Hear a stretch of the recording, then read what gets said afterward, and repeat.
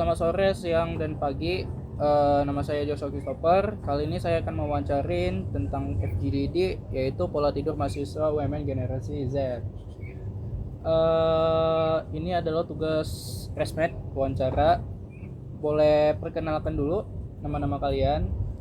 Halo, perkenalkan nama saya Deris Christian, biasa dipanggil dengan Deris, dan saya berumur 20 tahun sekarang.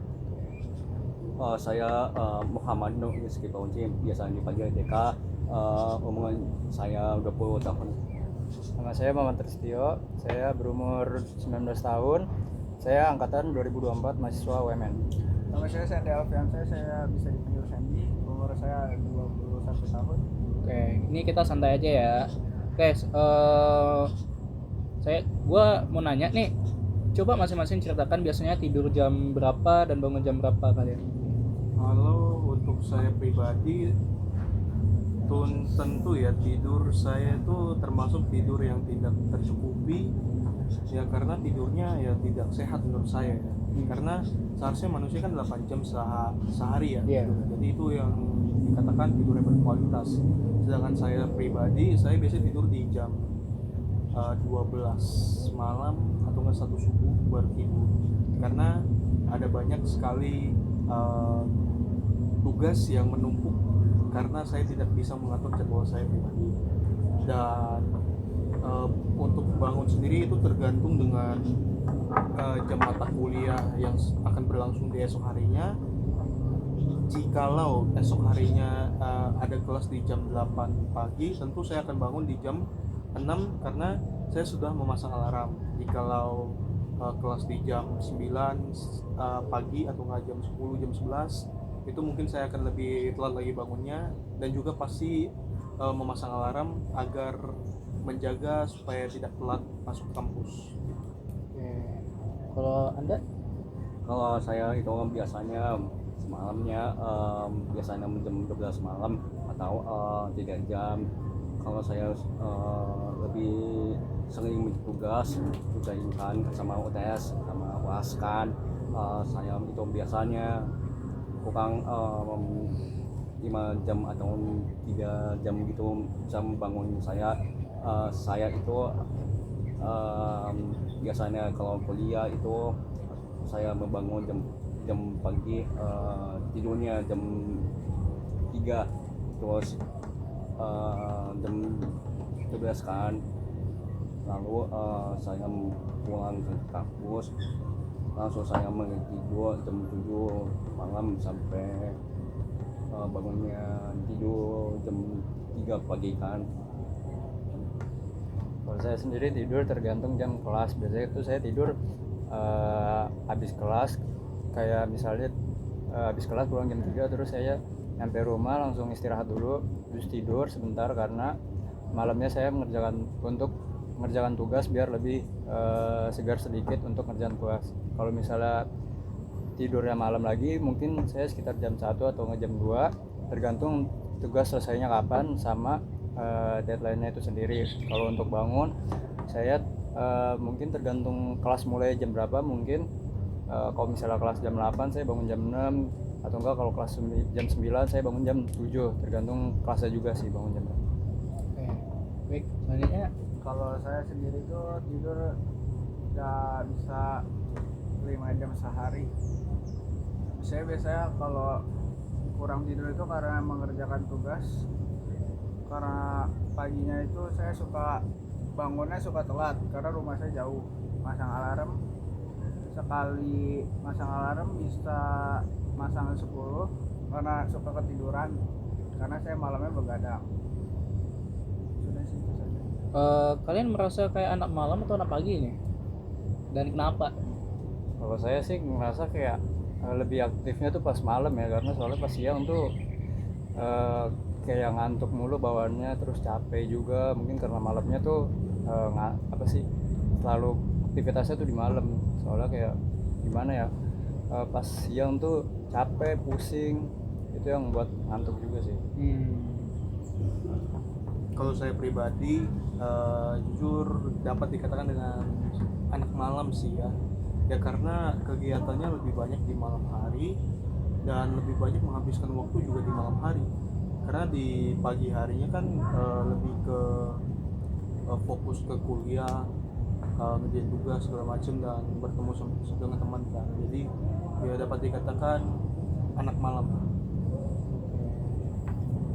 Kalau aku sebenarnya tergantung ya, kalau malam saya sering keluar tempat main ya, mau pulang terus langsung pulang, pulangnya jam 12.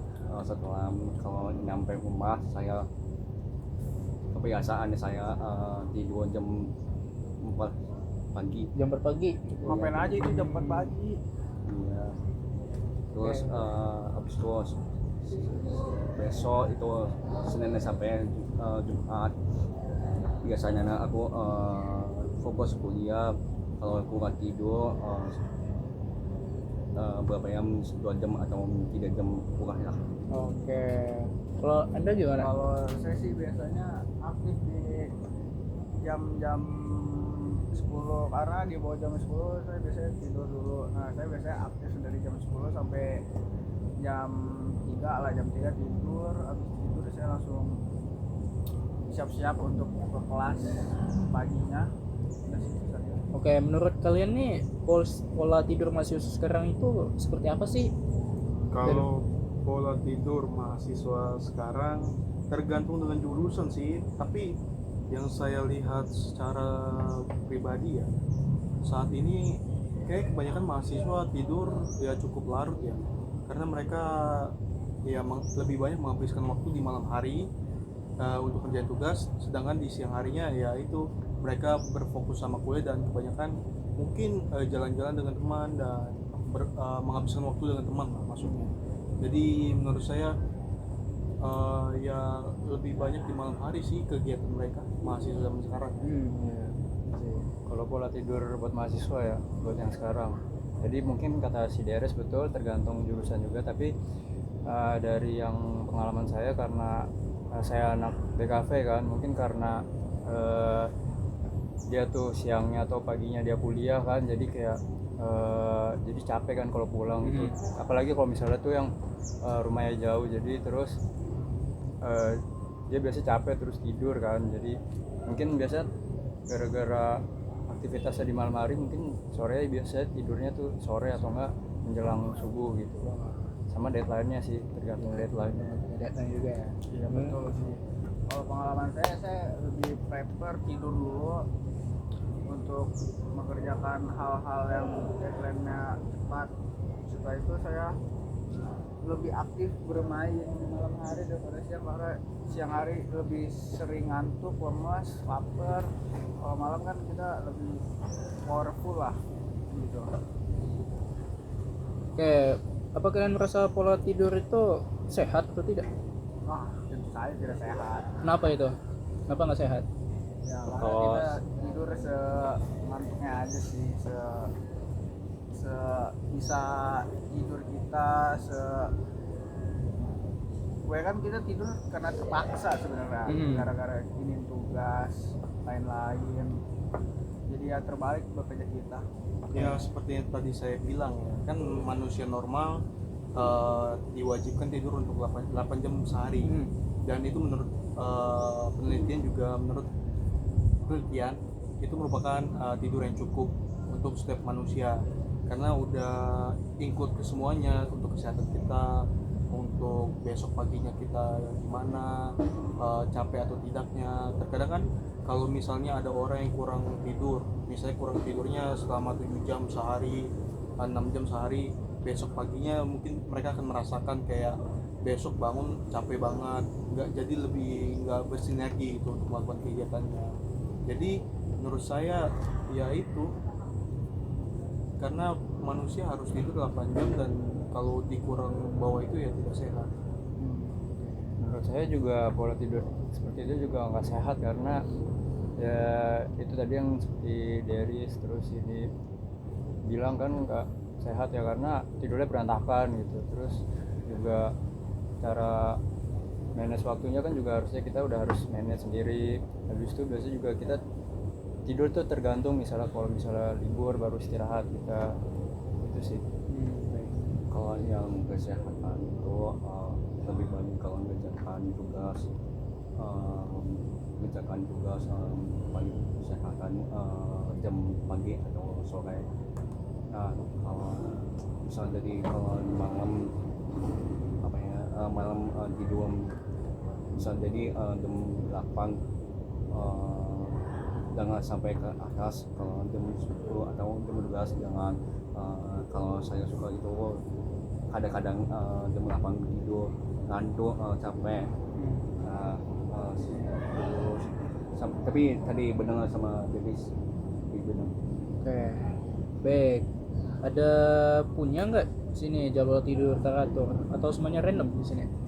Ya kembali lagi tergantung dengan tugas dan niat kita juga. Kadang-kadang kan biasanya kalau udah nggak ada tugas kita masih mau kayak menghibur diri gitu kan, dengan cara ya ngobrol sama teman melalui berbagai aplikasi kayak Discord segala macem, atau enggak mungkin menghabiskan waktu dengan main game. Jadi untuk pola tidur yang baik sih ya tergantung dengan diri kita lagi ya. Soalnya kan kembali lagi kalau udah niatnya emang mau hidup sehat ya mungkin bisa diatur lagi gitu. Ya tergantung lah. Kalau misalnya pola tidur kita sehari-hari ya, itu aja benar kata si Deris bilang tergantung tugas juga. Kalau misalnya, tapi kadang misalnya libur kan ada jadwal bisa tidur, tapi kalau misalnya itu tergantung masing-masing. Biasanya kayak ada yang mau masih menghibur diri, terus ada yang mau mungkin me time-nya dengan tidur gitu seharian. Itu juga tergantung dari tugas sudah selesai apa belum. Itu sih. Oke, selanjutnya kita masuk ke faktor penyebab ya. Jadi menurut kalian nih apa penyebab utama mahasiswa yang sering tidur larut? Apa Penyebab utama penyebabnya? mahasiswa sering tidur larut. Kayaknya udah diomongin sih dari tadi ya. Dari banyak hal. Ya satu, tugas yang tidak bisa mereka atur jadwalnya kapan ngerjain, yang dimana deadline minggu depan, sedangkan mereka ngerjain hamil satunya setiap hari. Jadi itu terganggu. Kedua, karena ya menghabiskan waktu dengan hal-hal yang mungkin ya mereka mikirnya untuk refreshing gitu loh, sedangkan ya itu tidak berguna gitu loh. Maksudnya refreshingnya dengan main game, dengan hal-hal yang tidak tidak jelas gitu loh, karena waktunya digunakan secara sia-sia. Jadi itu hal kedua. Hal ketiga bisa jadi gara-gara mereka tuh lebih mementingkan, mungkin ada kerjaan ya, mungkin dari mahasiswa mungkin ada Kerjaan sampingan kegiatan lain kayak pekerjaan sampingan. Jadi mungkin itu bisa jadi salah satu faktor di mana mereka bisa kurang tidur gitu. Karena jadwal mereka kan ketumpuk tuh, ada jadwal kuliah ditambah ada tugas ditambah dengan ada kerjaan. Tentu tugas dari pekerjaan juga nggak gitu ringan lah ya. Jadi ya mungkin itu bisa jadi faktor yang bisa buat orang jadi kurang tidur saat ini ya. Oke, apa yang kalian rasakan kalau kurang tidur? Yang kalian rasakan? Yang kita rasakan itu kopi sih biar nggak ngerasakan. iya sih, salah satunya kopi. itu. Tapi kan tergantung lah ya, setiap orang kan ada toleransi masing-masing. Tapi misalnya kalau secara pribadi atau enggak, mungkin yang dari penelitian juga sudah mengatakan juga seseorang kalau udah kurang tidur pasti banyak hal-hal yang negatif yang terjadi pada tubuh mereka sendiri. Kayak misalnya ada kan namanya penyakit kardiovaskular ya, vaskular. Nah itu kan katanya penyakit serangan pembuluh darah ya, dimana penyumbatan pembuluh darah karena pola hidup yang tidak sehat. Salah satunya itu kalau kurang tidur, salah satunya bisa menyebabkan gejala penyakit jantung yang bisa dimana sewaktu-waktu atau enggak di masa yang akan datang mungkin gejala jantung kita akan secara cepat kayak kita tuh ngurangin waktu hidup kita ya gitu. istilah gitu.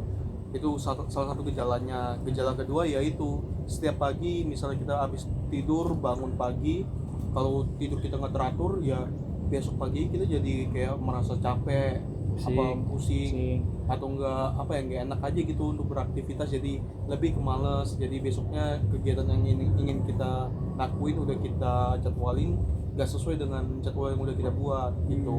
Jadi bawaannya kayak ngantuk, capek, Lemas juga. gak mood juga mau ngelakuin apapun. Ya banyak lah sebenarnya faktor-faktor hasil dari kegiatan tersebut ya itu. Apakah lingkungan tempat tinggal atau kos atau rumah mempengaruhi pola tidur juga? Kegiatan maksudnya Lingkungan kita dapat mempengaruhi kualitas tidur. ya. Bisa jadi, tergantung kondisi sih. Misalnya kalau misalnya tempat Anda ramai, dipenuhi dengan orang-orang yang berisik ya, dengan motor-motor yang suara yang ngeprong gitu, Iya. yang suara besar, Biasanya di kota atau nggak di Iya. kos gitu biasanya kan. tentu ya itu akan mengganggu kualitas tidur kita, karena kita yang tadinya mau tidur gak bisa tidur gara-gara berisik gitu. Atau nggak biasanya di kos kan banyak apa ya, banyak orang yang ngumpul-ngumpul gitu sampai Iya. malam, itu juga kayak biasanya nyetel musik kenceng, Iya. terus ngobrol sampai larut malam, dan biasanya tuh mengganggu orang sebelah kamar yang pengen tidur gitu. Iya. Nah, tergantung ya Anda tinggal di mana dan Anda pilih tempat tinggal yang kayak mana. Ya, tergantung Anda lagi. Jadi apakah teman atau circle kalian juga mempengaruhi kebiasaan begadang gitu? Itu tentunya bisa jadi. sangat Iya. jadi. Karena ya sangat mempengaruhi, kan teman kita juga ya. Iya. Ya otomatis kita kalau misalnya mau diajak main ya kita otomatis iya atau enggak aja, tergantung kitanya lagi ya. Itu jawaban biasa- kita pribadi gitu. Biasanya malam-malam tuh kayak misalnya kita mau tidur nih, udah ada jadwal tidur, tapi tiba-tiba ada yang mau ngajak main atau enggak ngajak Iya, diskortan gitu, nah ya, apa gitu yang intinya kadang yang di luar tugas atau enggak di luar konteks apapun gitu. Iya, dimana mereka tuh punya prioritas beda-beda. Ada yang prioritas untuk tugas, ada prioritas ya nugas untuk hamil satu aja. Nah, tergantung Anda lagi tuh, gimana Anda cara menolaknya gimana, cara mau fokusnya gimana. Ya tergantung Anda lagi sih. Gitu. Tapi kalian juga pernah coba memperbaiki pola tidur nggak sih? Berhasil atau tidak? Kalau untuk diri saya pribadi, saya pernah mencoba untuk memperbaiki kualitas tidur. Cuman semakin lama saya pernah sekali mencoba tapi nggak bisa gitu loh. Gara-gara ya itu faktor teman sama tugas. Faktor tugas, Nah. terus faktor teman sekamar, Betul. yang kos gitu. Yang dimana akan menimbulkan prokrastinasi ya, atau enggak apa ya, kayak mager-mageran lah kitanya. Jadi tugas-tugas tuh jadi ketunda ya, itu sih jadi salah satu faktornya. Kalau saya sih paling waktu itu saya kalau misalnya mau ngatur pola tidur tuh tergantung dari besok libur atau enggak. Dan biasanya tuh kalau misalnya kuliah sih saya susah buat ngatur pola tidur. Kalau biasanya libur tuh biasanya saya tuh pas libur, karena tidak ada pikiran, terus saya tenang buat tidur kan. Kalau misalnya hari-hari biasa kan kayak misalnya kuliah, saya susah tidur karena pikiran tugas, terus besok harus nyiapin kayak presentasi, terus besok ngapain aja gitu. Apalagi misalnya pas mau UAS apa UTS, itu yang nggak bisa bikin saya tenang buat tidur. Iya, kadang-kadang tuh ada yang cicilan sih sebenarnya. Kayak tugas kan harus dicicilkan setiap hari. Ada yang kerja hamin satu itu yang bikin ribet sebenarnya, kualitas tidur jadi berantakan. Jadi kalau misalnya udah cicil dari awal, ya pasti otomatis nggak akan kepikiran terus kan. Cuma kan kayak yang tadi kita bahas, kalau saat ini ya kebanyakan orang tuh rata-rata ngerjain tugas tuh hamin satu, gara-gara mereka mikirin aktivitas diri sendiri daripada aktivitas dari tugas itu tersebut. Jadi ya ketunda terus dong. Mau gak mau ya mereka munculnya adrenalin tuh ya hamin satu baru ngerjain, jadi makin semangat dan makin cepet gitu. Apalagi sekarang udah ada namanya penggunaan AI kan, dimana lebih buat orang tuh lebih malas lagi, lebih mager lagi, lebih menunda lagi hal yang lain. Jadi lebih menyimpulkan sesuatu itu ya menggunakan AI aja. Kenapa gue nggak harus keluar hari ini? Kan nanti gue bisa kerjain, kan ada AI, gampang. Gue tinggal paraphrase aja. Ya itu sebenarnya salah juga ya. Yang paling benar ya itu. Ya tergantung orangnya sih. Bisa ada yang mau kerja cepet tapi biar dia mau tidur tapi tidurnya tenang, tapi udah ada AI, ngerjain pakai AI aja lah. Ya. Ada yang nggak tenang mungkin karena dia mah takut pakai AI terus nggak tenang, jadi dia ngerjain sendiri menggunakan oke. AI. Oke,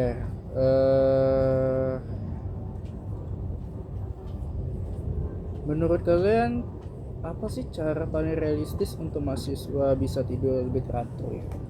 Cara paling realistis ya, Iya. sebenarnya banyak sekali sih, tergantung mahasiswa pribadi ya. Tindakan-tindakan itu biasanya ya gimana caranya mereka untuk tidak melakukan prokrastinasi tersebut. Ya banyak hal seperti misalnya kalau ada tugas ya nyicil, jangan ditunda. Kedua ya fokusin tugas, jangan main. Yang ketiga ya jangan penuh pikiran dengan hal yang lain, ya santai aja gitu loh. Kalau misalnya ya kalau udah satu-satu aja dulu, jangan banyak pikir ke yang lainnya.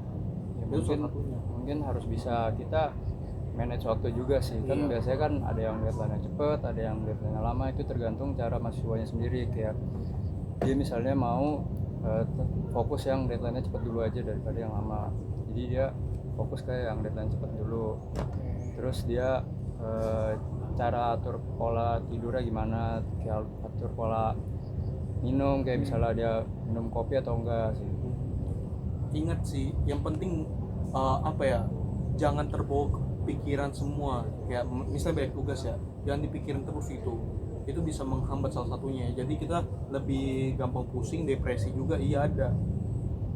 Yang penting yang harus dipikirin itu yang penting selesai, dan yang penting kita ada kerjain di hari itu, dan hitungannya juga nyicil meskipun cuma beberapa persen.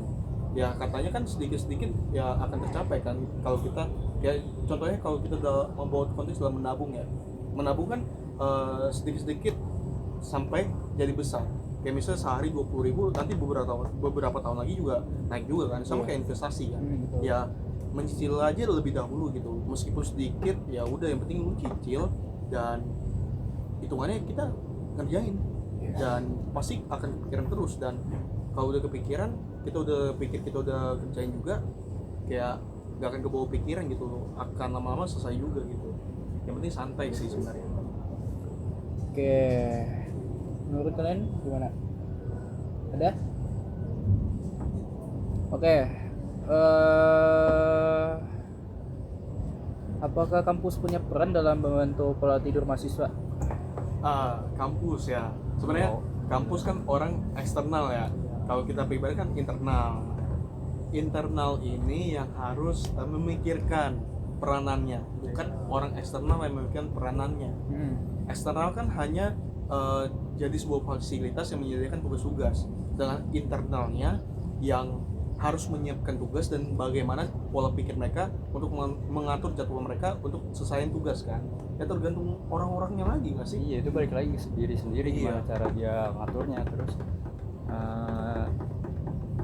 kan sudah ada dijadwalkan sendiri-sendiri gitu. Iya. Sudah ada porsinya sendiri. Lagian kan di dalam kampus juga satu hari tuh nggak langsung semua matkul kan.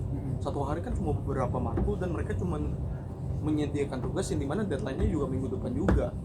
Ya sebenarnya lingkungan kayak kampus juga tidak bisa disalahkan ya. Karena itu lingkungan eksternal dan hanya sebagai fasilitas yang menyediakan doang. Mungkin kalau misalnya kayak dari dosennya sendiri yang misalnya dia ngasih tugas cepet, itu biasanya masih bisa kayak ditoleransiin sama dosen, akan tergantung dia gimana negosiasinya dan tergantung gimana dosennya juga pola pikirnya gitu. Oke, ada menurut kalian nih pola tidur Gen Z beda nggak sama generasi sebelumnya? Nah, kalau membahas tentang generasi sebelumnya kan, otomatis generasi sebelumnya itu generasi orang tua kita, Iya. betul nggak? Bener. Betul. Dimana dulu orang-orang tuh pasti lebih sibuknya ke kerja dibandingkan dengan pendidikan lah ya kan. Makanya banyak lulusan yang dulu itu lulusan SMA, nggak banyak yang lulusan S1 segala macem. Terkadang begitu, beberapa yang begitu. Jadi menurut saya lebih baik kualitas tidur mereka mungkin ya, atau enggak sama aja mungkin, karena mereka yang dulunya lebih sibuk bekerja, sedangkan kita sekarang yang bisa difasilitasi untuk berkuliah ya lebih enak kita malahan. Berarti kualitas tidur kita seharusnya sekarang lebih baik dibandingkan dengan kualitas tidur orang dulu gitu, orang tua kita yang zaman orang tua kita. Gara-gara mereka tuh lebih banyak habisin waktu di dalam pekerjaan, yang dimana memerlukan waktu yang banyak, dan tentu pasti ada jam lembur kan, yang kayak kalian tahu kan, ada jam lembur pasti lebih subuh lah, maksudnya pulang kerja atau nggak selesai kerjanya bisa jadi. Sedangkan anak zaman sekarang yang dimana dapat difasilitasi ya beberapa untuk berkuliah, mereka tuh ya menghamburkan waktu yang udah disediakan gitu. Menurut saya paling pola tidur generasi sebelumnya tuh kayak dia tuh bisa lebih memanage waktu, karena orang tua dulu tuh dia nggak bisa ke distract sama apapun, karena dulu kan belum ada HP ya atau apapun itu susah. Nah terus kalau generasi sekarang kan dia lebih susah ngatur pola tidurnya karena dia gampang ke distract, apalagi ketika nugas. Dia kan misalnya dikit-dikit buka HP, nah itu yang bikin ke distract dan itu bikin ngerjain tugas jadi lama, sama pola tidurnya jadi nggak teratur. Kalau orang tua dulu kan dia walaupun lebih susah nyari, kayak nggak kayak sekarang. Dia kan kalau sekarang kan bisa pakai AI tugasnya. Kalau dulu kan dia bisa dari jurnal buku perpustakaan. Nah itu yang bikin lebih susah, tapi dia bisa lebih tahu manage waktu tidurnya gitu. Apakah pandemi dulu sempat mengubah pola tidur kalian sampai sekarang? Maksudnya pandemi COVID maksudnya iya. membuat pola tidur kita sampai sekarang. Itu bisa jadi salah satu faktor ya, karena semua pendidikan atau enggak semua hal yang kita lakuin dibatasi dengan itu, karena ada pandemi kita nggak bisa keluar, jadi otomatis semua dari home gitu loh, di work from home, school from home juga semua ya kan, ya sangat berpengaruh untuk kita gitu, yang dimana yang dulunya kita SMA di saat COVID-19 ya lebih banyak di apa ya, teknologi, komputer, laptop, online.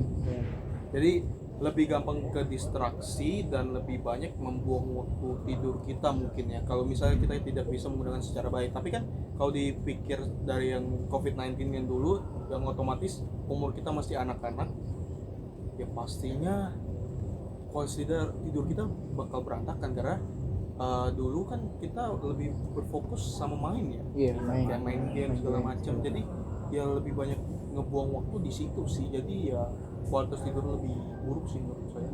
Kalau menurut saya mungkin di pola tidur di COVID-19 ya, mungkin seharusnya sih bisa lebih baik ya, karena kan dia tuh serba online, jadi kayak nggak ke kampus, nggak kemana-mana, jadi mungkin bisa nge-manage waktunya lebih baik. Sama tugasnya mungkin karena dulu susah gimana ngumpulinnya, terus gimana baru pertama kali juga kayak pakai Google Classroom, terus pakai Zoom, Google Meet, itu kan baru pertama kali ya. Mungkin dia waktunya lebih sebentar kali ya, karena apa ya, dia itu lebih sebentar juga, sama tugasnya tuh nggak terlalu banyak kali ya.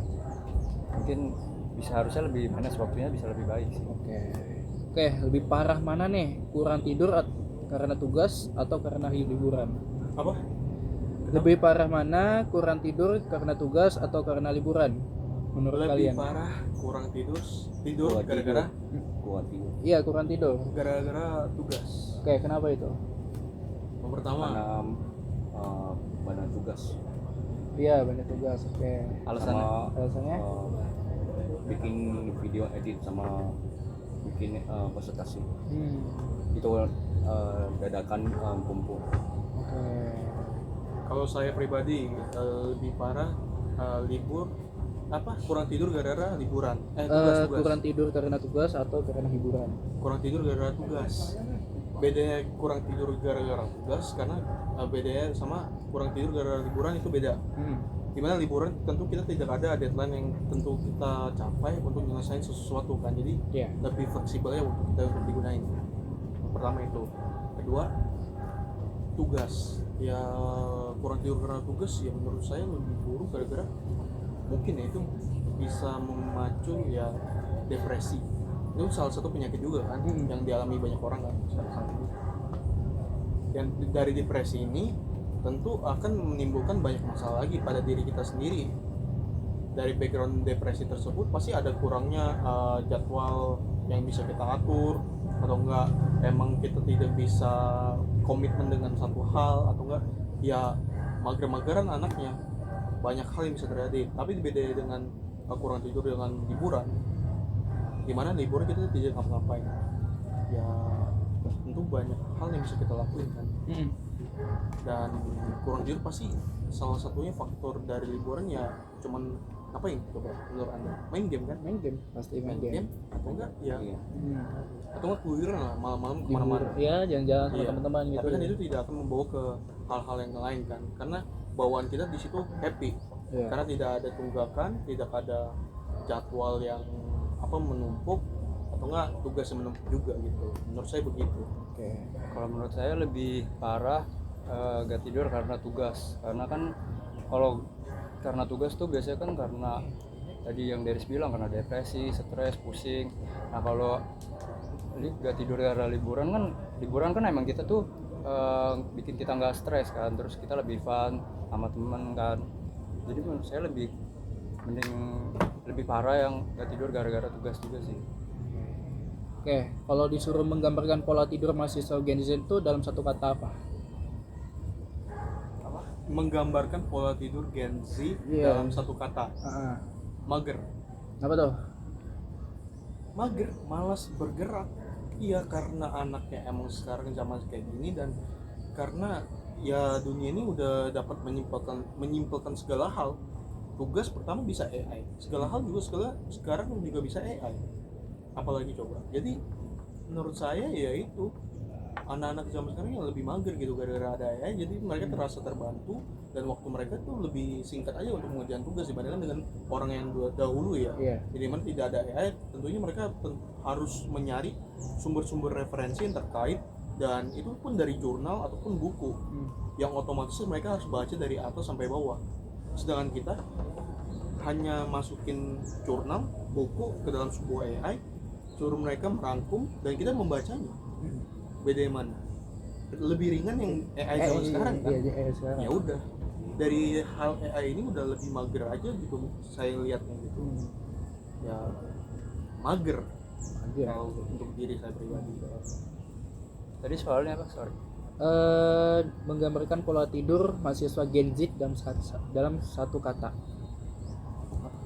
Mungkin sama kayak Deris kali ya. Sama. Soalnya ya alasannya tuh zaman sekarang dia males, terus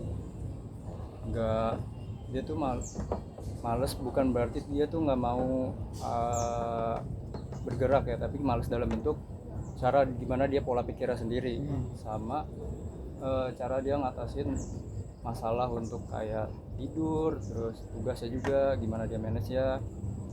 Udah sih itu Bang. Oke. Untuk pertanyaan terakhir nih, saran dan media sosial apa buat teman-teman mahasiswa supaya lebih menjaga pola tidur? Saran Dan media apa kayak poster? pertama kita bahas saran dulu. Iya, saran dulu. Saran untuk anak zaman sekarang yaitu kita at least kita Iya, lagi lah ya. itu juga. Sarannya yaitu lebih banyak menyicil tugas ya, dan jangan menumpuk tugas. Lebih baik cicil sedikit demi sedikit loh.